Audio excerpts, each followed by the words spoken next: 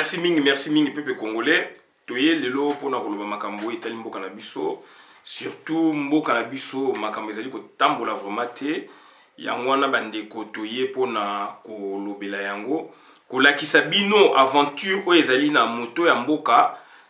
Aventure ezali pourquoi? Parce que donc situation ezali donc hypothéquée. Situation ya Congo ezali hypothéquée. Tozali na président moko donc sans leadership. Donc raison pour laquelle ezali protocolaire. Tozali so na bito donc biso nyostou na bino. Tozali na président moko donc protocolaire. Tozali na président moko sans charisme, sans leadership. Azali garçon de course. Il y a Paul Kagame, garçon de course. Il y a Hippolyte Kanambe, garçon de course. Il y a Museveni. Lelo a commis garçon de course. Il y a président Uhuru Kenyatta. Donc bandeko nangai Félix Antoine Tshilombo, bomoni lelo na Paris, alekaki na Paris, to monaki yango, et yena Emmanuel Macron bakutanaki donc na décès na funérailles pardon, il y a Idriss Déby, président tchadien Ouakufaki. Tout le monde qui est kuna et ça dit que donc 2 jours, 3 jours après, on s'est rencontré à Oua. Donc c'est très important. Il y a un monitorer tout décortiquer le Kouana. Félix Azali à Paris, tu veux décortiquer en gros parce que situation est confuse. Donc Félix c'est un des présidents Yamabé Oyo a gouverné Congo. Hippolyte Kanambe nga contacté. Sur un des présidents Mabé par rapport à quoi? Par rapport donc il y a statut on a chef de l'État à Congo. Et lelo il y a commis donc ça dit moi il y a bitinda il y a batuti. Donc c'est très important. Donc il y a des enjeux. Bah enjeux ezali par rapport il y a Mboka na biso na Tchad. Tozali na bango zone moko ya Afrique centrale. Donc il y a des enjeux sécuritaires et des enjeux diplomatiques. Enjeux sécurité diplomatique et puis donc environnementaux.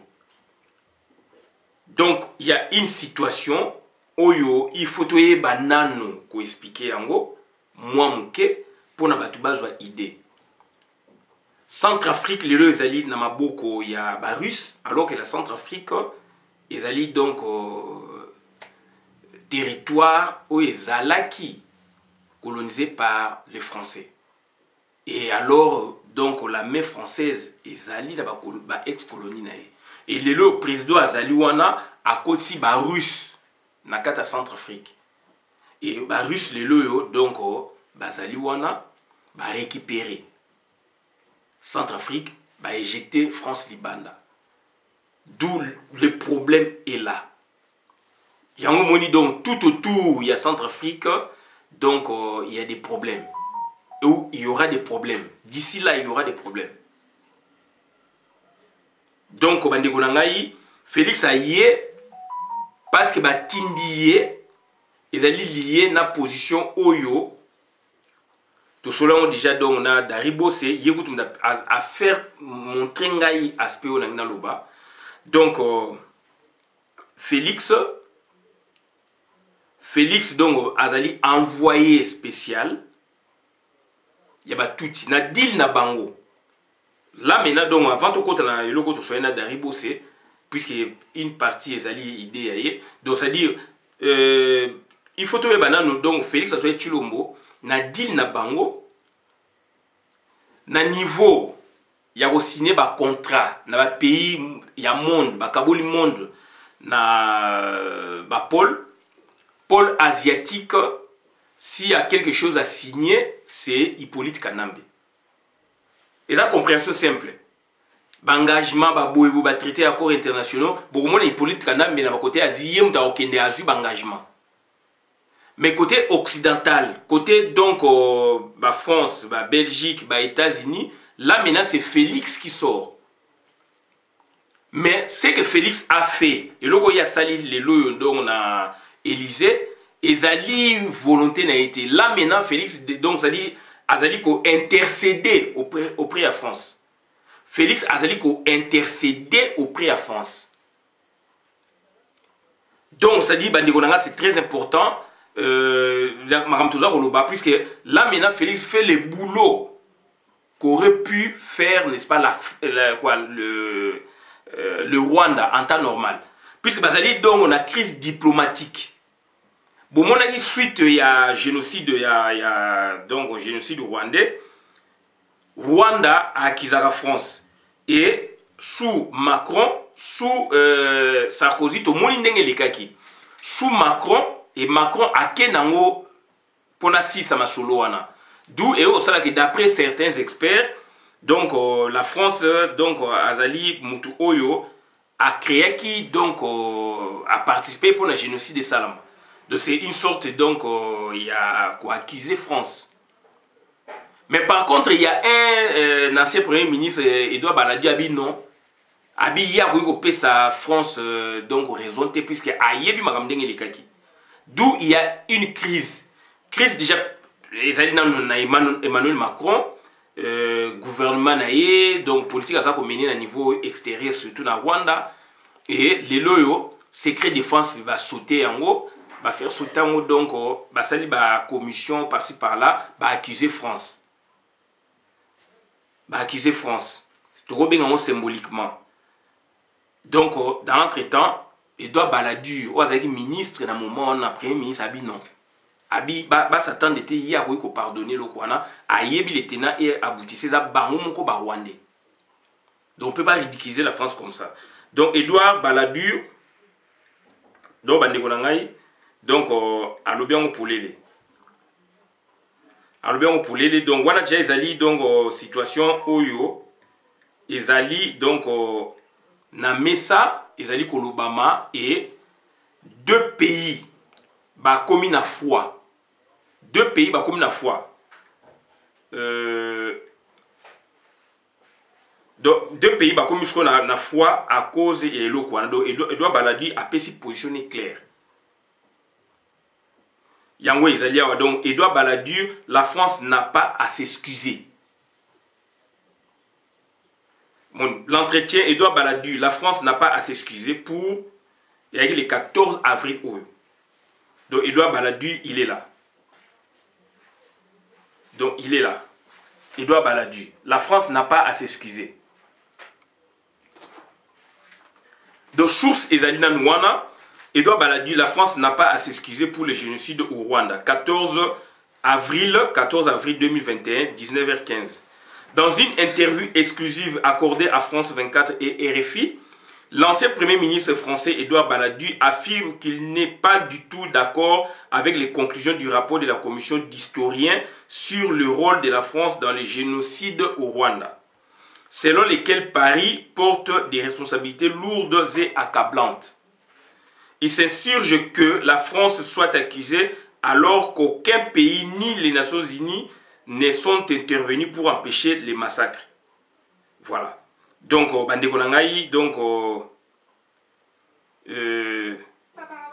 si Edouard Baladu admet que de meilleures décisions auraient pu être prises, Edouard Baladu dit ne pas avoir de regrets, à l'instar de son ministre des Affaires étrangères de l'époque, Alain Juppé. L'ancien chef du gouvernement français assure ne pas savoir qui a abattu l'avion du président rwandais, fait déclencheur du génocide, tout en ajoutant que certains dans les cercles du pouvoir ont vite fait d'accuser le Front patriotique rwandais de Paul Kagame pour justifier une intervention en faveur du régime Hutu. Voilà.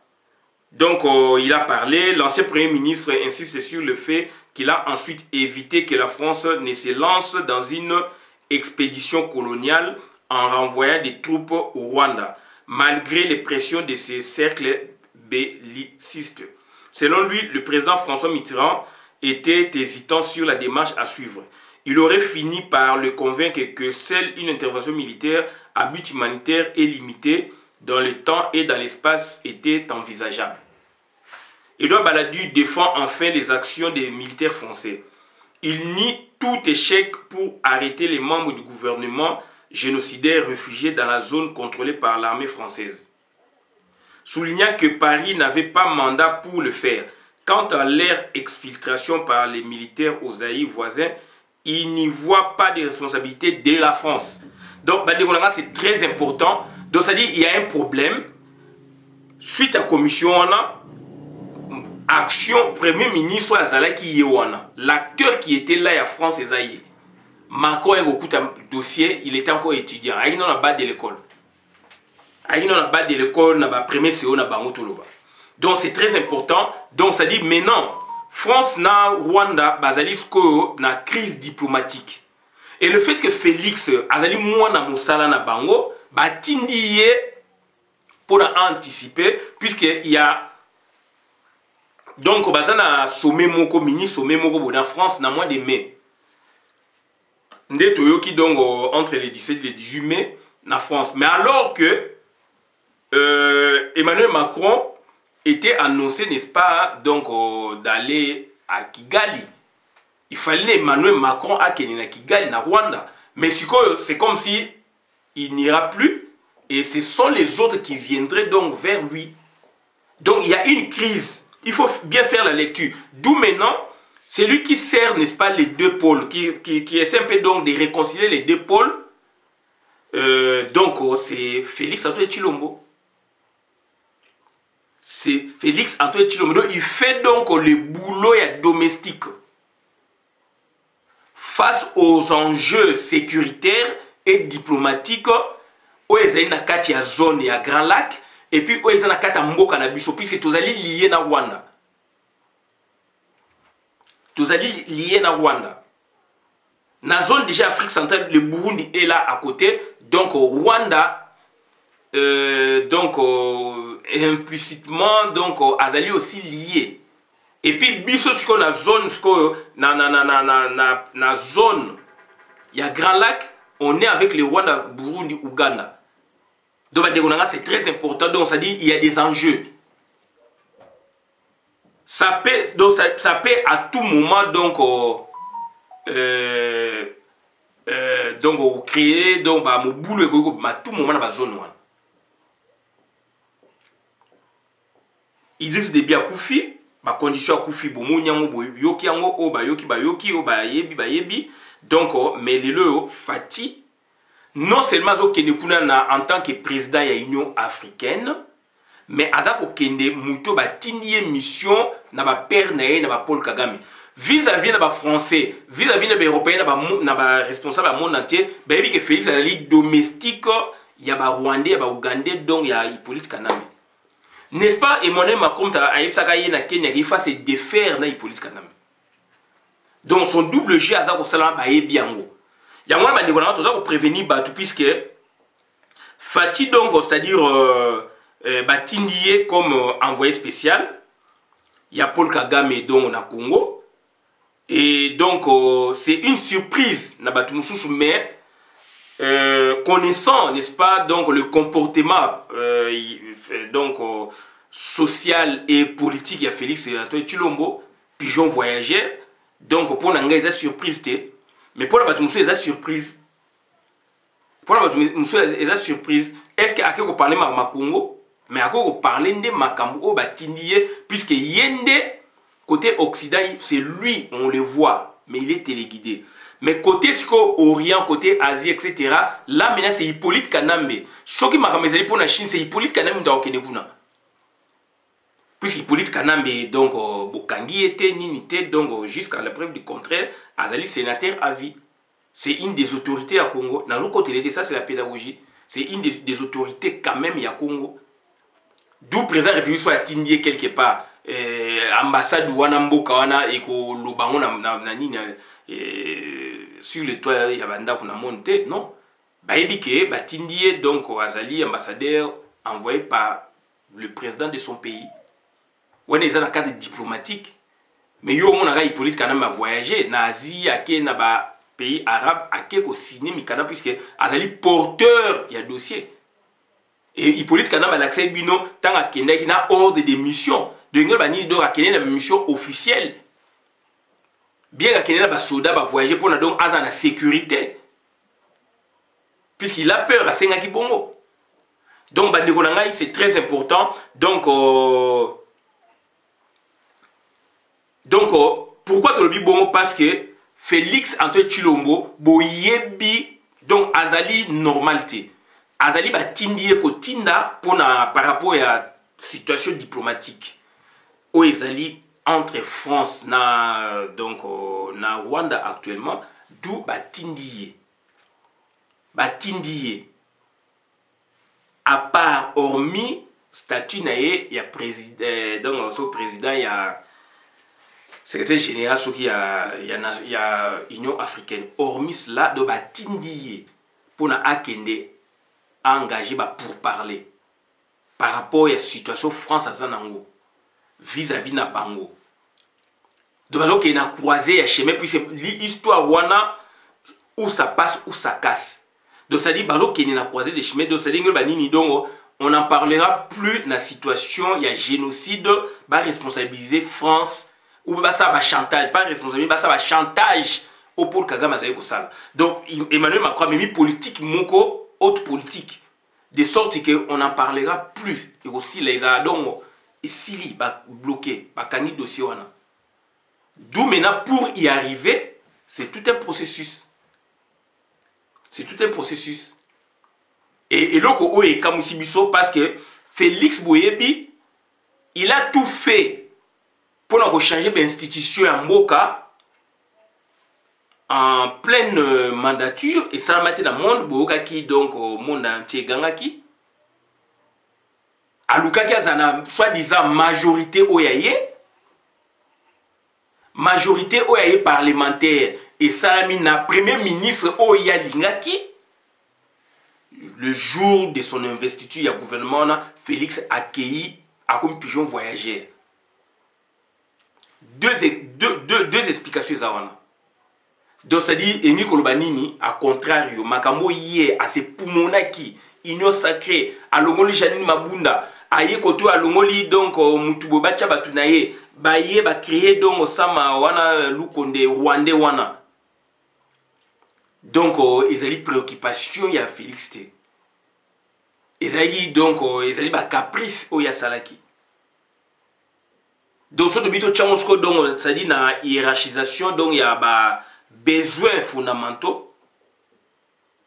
Donc, c'est-à-dire investiture, il y a gouvernement, où il y a bundani nango, où il y a dérangé. Donc, image il y a Congo dans le monde. À beaucoup d'institutions en plein mandat. À s'investir entre guillemets. Gouvernement, on a oyo, donc il y a nommer, puisque le Premier ministre donc a proposé hier donc à nommer, là c'est procédé en moi. Donc gouvernement on a et bimi, puisque c'est le président de la République qui nomme et qui révoque le Premier ministre.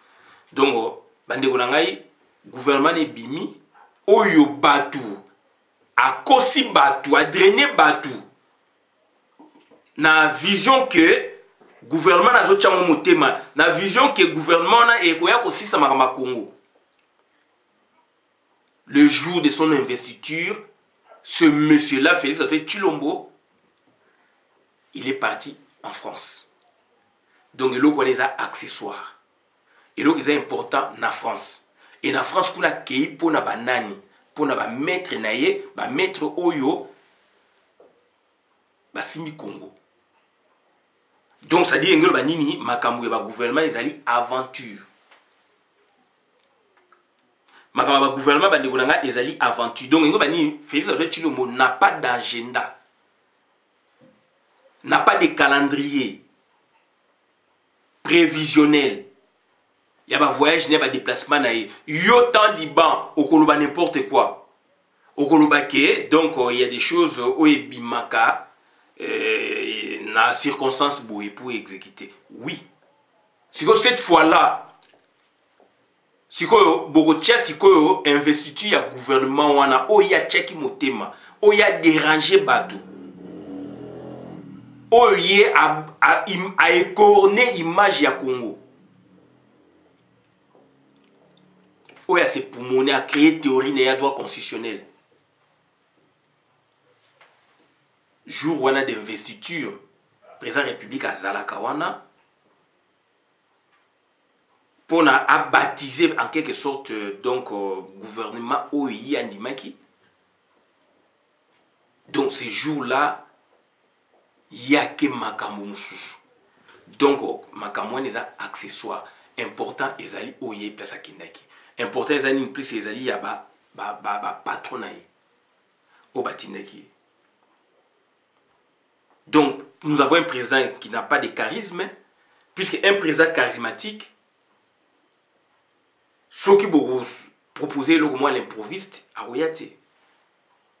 À Corée Kotina Moutoumoussou, à Corée Kotina même donc, c'est-à-dire ministre ou premier ministre ou ministre des Affaires étrangères, etc. Il peut envoyer toujours quelqu'un. Puisque à Kéina Peter Kazak, non, il fallait y aller mais à Kéina Peter Kazak, tu veux à Kéina San. Donc il pouvait toujours envoyer quelqu'un pour ne pas représenter yé na eloko oyo. Mais tant que Kéi Mobimba Kuna, donc quand on est important, ce n'est pas makambu oyo yonde kozali ko monake pour na o asenseyer ou kumisaye, non. Ça n'a rien à voir. Donc à Kéi pour na ko discuter, donc pour parler entre France na ba patronaye ba touti donc le Rwanda par rapport à la commission Oyelikaki. C'est très important. Et situation on a pas liée à la situation à Centrafrique. Oyoke Congo Oyoke donc France a perdu Centrafrique jusqu'à la preuve du contraire. Et basoda ou bazali kuna ba faire perdre France, la Centrafrique, il y a des Rwandais, des soldats rwandais. Est-ce que vous pouvez imaginer ça? Tant que vous avez que les soldats dans la Centrafrique, soit disant Kangi Congo, les Rwandais, la preuve est là. Et l'équipe de France 24, etc. Il y a des soldats rwandais dans la Centrafrique. Bazako Bunda contre la France. Paul Kagame azali anti-français. Ba français ba yeba ki on ba bien bien. Mais ba pesiye francophonie c'était pour l'avoir. Choki olingi ko yeba mutu o détruire, il faut qu'on approcher. Il faut qu'on affronte mutu et puis au contourner ou au dépasser. Tant que au affronter mutu, tu ne peux pas le dépasser, tu ne peux pas le contourner. Et la France maintenant pour anéantir le Rwanda, la France l'a approché. Et ce que tu as sombé sous Kabisanga. Et Tokeba donc effet collatéraux et koya na Congo. Tokeba effet collatéraux et koya na Congo. Donc il y a des Rwandais babundi pour appuyer le président actuel na donc na Centrafrique. Alors Rwanda na Centrafrique bazana un rapport mon côté, bazana un lien mon côté. Bakati si sur combien de milliers de kilomètres pour na baya ko cha poids, baya ko pesa donc aide na régime où ils en Centrafrique. Dans le temps la France à travers François Bozizé pour na bango il faut pas reconquérir pour la France à récupérer. Voilà un enjeu tout ça dans une zone. Ça peut donc dérailler, donc ça peut donc créer des troubles à tout moment. Et Rwanda a devancé qui tout le monde au moment où on s'y attendait moins à côté ici ba troupe na ekuna. D'abord, soit disant ba centrafricain ba Kangi Congo, tu expliquais bino, président va pesa kimbongo, lobbying au bazana Paul Kagame va pesa kimbongo pour ne pas masquer alors ceux des Rwandais va préférer la Thérèse Ali. D'autre côté, quand maintenant il y a eu problème dans la Centrafrique, pour la base arrière, qu'est-ce qu'ils ont fait maintenant? Bah pays côté bah russe pour soutenir donc côté bah russe pour soutenir la Centrafrique. L'actuel donc président Twandé Rawan et France Azana Kanda. France Azana Kanda. Dans l'entretemps, francophonie, bah, pesango donc bah, rwandais. Alors les Rwandais sont des anti-français. Donc, bandeko nangai, ezali mawa mingi, ye mutu a donc investiture ya Samba ya Luko Samba Sama Lukonde, premier ministre amino rwandais, investiture ya gouvernement oyo ya tutela kitolo. Na union sacrée na ye andimi azala absent. Elingi koloba nyonso na kati. Donc vous avez un président qui n'a pas d'agenda, qui n'a pas donc de prévisions, qui n'a pas de calendrier prévisionnel. Donc c'est un monsieur qui n'a pas de programme pour développer votre pays. Babengie boya keibo, babengie boya keibo. Donc c'est très important. Donc d'ici là, la vérité monsieur ko bima o ezaka neti moi synthèse. Donc on va connaître les tenants et aboutissants, il y a voyage nae. Mais les tenants déjà ba prémisse de ezali wana. Les tenants et aboutissants de makambo ils ont encore caché. Oyo alobi boye likola ngomba politique eza bongo mais o bazo sa na cc za makambo susu. Donc bandeko na ngai ezali passe mingi ezali mawa mingi. Il y a des enjeux diplomatiques, il y a des enjeux sécuritaires. La zone on a donc ezali ko englober tout le monde. Enjeux diplomatiques, enjeux sécuritaires, etc. Alors que, donc, à Paris, Barokutanaka les 18. Yango Bandegonanga Toye, ko loba, donc, jeu oyazo azako sala, na misu ya bapaya, baebieke, azali protocolaire, baebieke, azali donc, ko protéger occupation na Congo. Mais na miso na bino boko mona ye mutu ye wana président et puis batemina o na Macron boy non baza ba ningate Macron parle ba azaka na ba amité na niveau ba relation étatique donc na niveau ba état il y a pas de d'amis mais il y a des intérêts mais nangina souka awa boye bayango États-Unis d'Amérique oyo tu expliques bino nga nazali donc partiellement trompiste. C'est pas la politique il y a Trump. Mais tant que Joe Biden bazali ko avancer na ABC bino tant azui. Nabi États-Unis aussi ça ramassole za bango. Quand bien même que makambu ya Bill Clinton et bima ndenge bima wana. Mais c'est que toza ko sabino donc Joe Biden azali président ou azali ko blagueté. Et boye ba ngo Joe Biden donc na France ba zali mutu moko. Est-ce que vous entendez encore parler de la Belgique? Non, puisque quand la France est là, la Belgique ne parle pas. Bazana hiérarchie na bango bazara 4 pays. Oyo et créa Congo.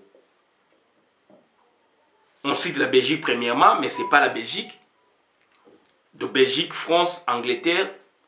Et par rapport, il y a État on a des créé en gros. Donc, ce qui Angleterre a joué préséance, États-Unis a joué à deuxième place, ou inverse aussi, les livres, puisque États-Unis a moins à Londres, il y a Angleterre, et troisième lieu, ils ont France, quatrième lieu, ils ont la Belgique.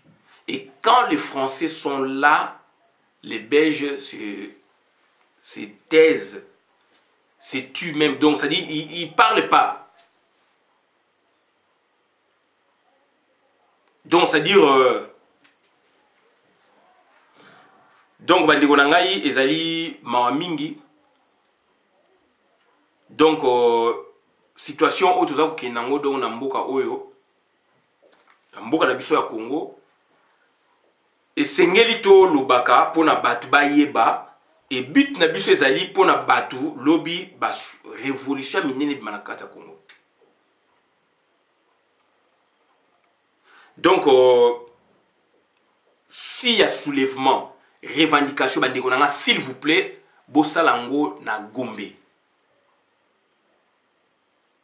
Bossalango na Gombe, siège d'institution. Qu'on ramène ma machine na ba boye, ça c'est renforcer, n'est-ce pas, donc son électorat. Là, on vise les électorats, l'électorat, enfin son électorat et puis les élections. Ça c'est pour maintenir son électorat, maintenir une des bases créées. J'insiste là-dessus, s'il vous plaît.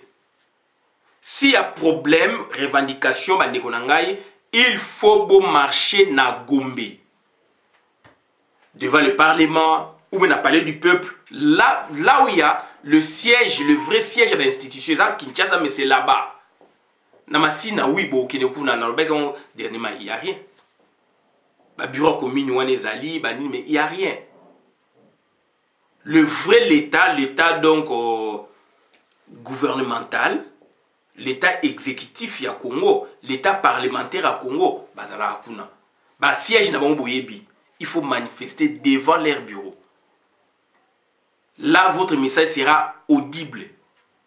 Mais aller marcher dans la banlieue, il y a Kinshasa, si on peut caricaturer comme ça, votre message est inaudible. Et Moutou a salarango a que renforcer l'électorat na base na ye, puisqu'il se positionne. Et to faire attention, États-Unis sont qui va commis donc en accord avec la France. Faites attention. Faites attention et batouana donc bakosala makambu na monde. Emmanuel Macron, il lui reste presque une année pour toquer une élection. Faites attention. Faites attention puisque les présidents africains, les présidents français, américains, quand il reste, n'est-ce pas, donc quelques mois ou années na bango ya nini, bah tapaka fort. Sur le plan national et sur le plan international. Et il y a du répondant dans l'administration Joe Biden. Joe Biden vient de reconnaître donc le génocide arménien. C'est en lien avec la France. Vous allez me demander, démontrez-nous comment. Puisque c'est la France qui eut l'idée, premièrement, donc pour reconnaître le génocide. À côté de la France et Zali. Donc, reconnaître donc, le génocide donc, arménien. Oyo, Empire ottoman. Et ça là donc en Arménie. Le Empire ottoman, ndenge ekufa, ça va démembrement seulement de Turquie à représenter. Mais ce n'est pas la Turquie. Respectons l'histoire. Respectons l'histoire. Ce n'est pas la Turquie. Empire ottoman et c'est Koufa et Zélo comme chouche. D'où la partie n'est démembrée. La Russie, ce n'est pas l'URSS. Mais quand même, donc, Russie a joué place à l'URSS. La Russie n'est pas l'URSS. S'il vous plaît, il faut respecter l'histoire. Donc, c'est-à-dire, Joe Biden vient de reconnaître le génocide donc, arménien. Alors, le génocide a initié en France. Joe Biden, bande konanga aye ko ndima bureau à climat. Alors Donald Trump a boit qui sakiango. Joe Biden donc c'est-à-dire a sali deux actions oui ils a initié en France. Andimian a valorisé en. Il faut s'attendre maintenant donc c'est-à-dire France na États-Unis. Il y a un rapprochement. France et États-Unis à Joe Biden, il y a un rapprochement. Il faut faire attention à ce oh, France a Koluba, États-Unis a Kondimaga. Oh, États-Unis a Koluba, France a Kondimaga. Il faut faire attention. Donc voilà, il y a des enjeux, il y a des choses au but de perdre, puisque tout ça, le président Ouaza comprend était, donc c'est un domestique. Ayende pour nous plaider pour la cause de Rwanda. Magaminduki bobo oui. Makambobo donc oui. Donc c'est l'actualité, il faut le bayango. C'est l'actualité, il faut le bayango. Ba Rwanda ba kumko kata biso na neni ba kata ba soso na machette. Ba vidéo muso batina na ko tala même pas. Félix Azaya lo baraté. Bana bazali basali ba marche bazoko zela ekuna, il ne parle pas. Mais il doit dire ce qu'il peut dire, puisque ça monte le kuta au sakanate, tina ba Élysée a okene kolo makambo ya okoko sala ngote. Mais à lâcher. Puis c'est une situation éventuellement, ils ont aussi ba arme bani banini. Ba arme ya olinga me mawe ngo kuna. Ba arme wana pour servir na FRDC ba bengana. Ba troupe rwandaise kenyan ou bien pona ba Kenya ba Rwandais ba zwayango pour ba bomisa donc ba mai bande ko na biso. Il faut se poser de belles questions. Donc pona ngai makamo Félix alobi kuna ezali ebimi bongo alobi, il a parlé d'armes boué. Les gens peuvent y croire na ba armement wana mais moi non. Il y a un il faut être prudent, donc c'est-à-dire bakoya na mois de mai, il faut donc tous se mobiliser déjà pour un mois de mai tant bakoya awa message na biso ezala audible et pénétrer et côté na makutu. Voilà bandiko na makamna ya ko bangwana suki abola na vidéo malamu. Merci. Félix donc azali domestique, nous perdons beaucoup. Angers azali biloko beaucoup perdre comme beaucoup gagner. Donc Félix donc azali domestique ba Rwandais ba tindi une mission pour na makambo ya Rwanda par rapport à Angers où ils en Afrique centrale les loyo Idriss Déby Akoufi ba Rwandais donc France a perdu déjà Centrafrique et donc ça déteint sur le Congo. Merci.